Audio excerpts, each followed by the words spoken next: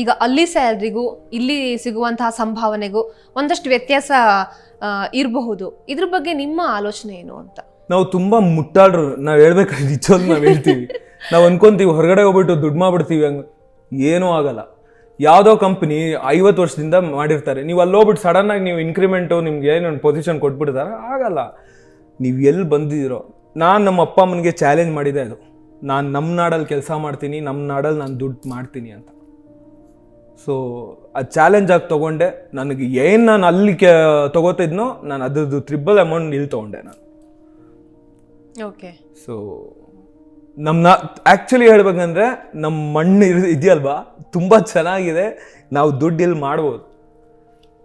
ಏನಕ್ಕೆ ಇವಾಗ ಎಷ್ಟು ಸ್ಟಾರ್ಟಪ್ ಕಂಪನಿ ಇದೆ, ಏನಕ್ಕೆ ಬ್ಯಾಂಗ್ಳೂರ್ಗೆ ಬರ್ತಾ ಇದ್ದಾರೆ? It is a capital hub for the investment. Bangalore is that advanced.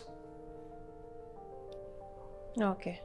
But ನಮ್ಮ ಕನ್ನಡದವ್ರು ಸ್ವಲ್ಪ ಇಲ್ಲಿಂದ ಹೊರಗೆ ಹೋಗೋದು ಬಿಡ್ಬೇಕಷ್ಟೇ.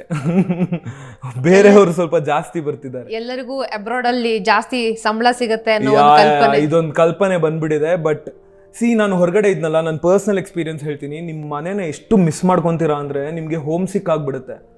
ಲೈಕ್ ಅಂದರೆ ನಿಮಗೆ ಎಲ್ಲೋ ಒಂದು ಫ್ರೀಡಮ್ ಇರಲ್ಲ. ಪಾಸ್ಪೋರ್ಟು ಕಂಪ್ನಿಗೆ ಪ್ಲೆಜ್ ಮಾಡ್ಬೇಕು, ನೀವು ಸರೆಂಡರ್ ಮಾಡಿಬಿಟ್ಟಿರ್ತೀರ ಪಾಸ್ಪೋರ್ಟ್ನ. ನೀವು ಅಲ್ಲಿಂದ ಇಮಿಡಿಯೇಟ್ ಇವಾಗ ಮನೇಲಿ ಯಾರಾದರೂ ಹುಷಾರಿಲ್ಲ ಅಂದರೆ 20 ಮೇಲ್ ಕಳಿಸ್ಬೇಕು, ಪರ್ಮಿಷನ್ ತೊಗೋಬೇಕು, ಆಮೇಲೆ ಪಾಸ್ಪೋರ್ಟ್ ರಿಲೀಸ್ ಮಾಡ್ತಾರೆ.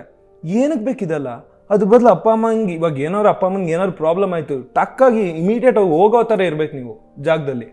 ಇದ್ಬಿಟ್ಟು ಎಲ್ಲೋ ಕೆಲಸ ಮಾಡ್ಕೊಂಡು ಅಪ್ಪ ಅಮ್ಮನ ಎಲ್ಲೋ ಬಿಟ್ಬಿಟ್ಟು ಏನು ಪ್ರಯೋಜನ? ಟ್ರೂ, ಅದಂತೂ ನಿಜ.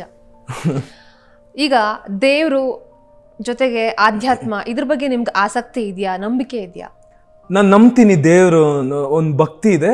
ಬಟ್ ತುಂಬ ನಾನು ಮೂಢನಂಬಿಕೆ ಅನ್ನೋದು ಏನಿಲ್ಲ.